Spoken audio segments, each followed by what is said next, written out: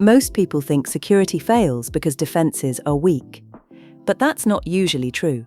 Security fails because attackers adjust, not once, not randomly, but continuously. Every time a defense reacts, something else happens quietly in the background. The attacker learns. And that learning, not the exploit, not the malware, not the vulnerability, is the real engine behind modern attacks. This is adaptation behavior. When we talk about threat actors, it's tempting to describe them as static things. A hacker, a group, a toolset, a capability level.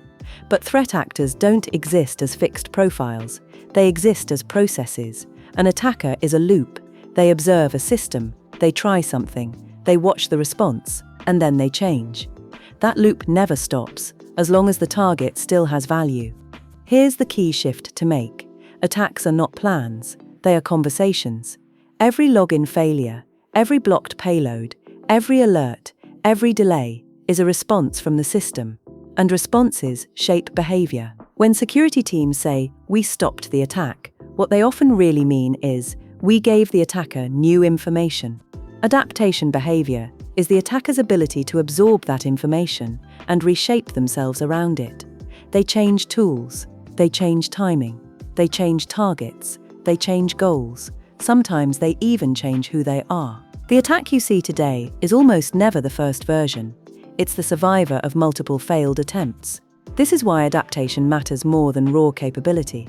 A low-skilled attacker who adapts well can outperform a highly skilled attacker who doesn't. Because cybersecurity isn't a test of intelligence, it's a test of learning speed. Think about what happens when a defense works. A firewall blocks traffic.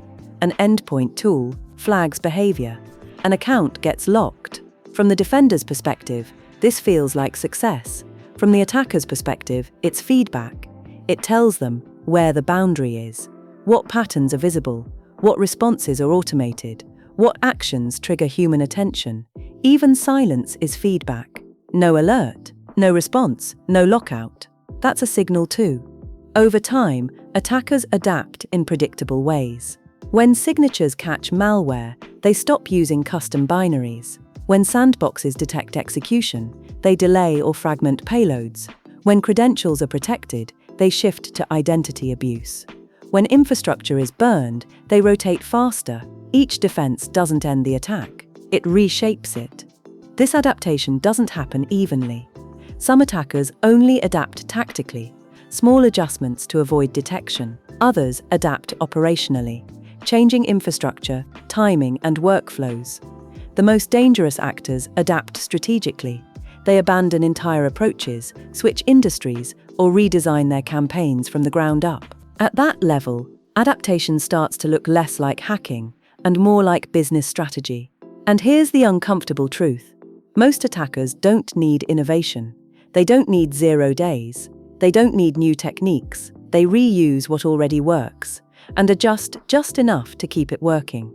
Security often overestimates novelty and underestimates iteration. The same idea, slightly modified, can defeat a completely new control.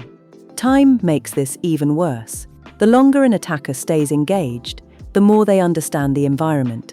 They learn which alerts matter, which controls are cosmetic, which responses are slow, which failures are ignored. Persistence isn't just about access, it's about memory. And adaptation feeds on memory. This is why static security always loses. Rules that don't change become predictable. Controls that always respond the same way become transparent. Defenses that optimize for prevention alone become training data for attackers. Adaptation punishes rigidity. So the real defensive question is not, can we block this attack? It's, what does the attacker learn if we do?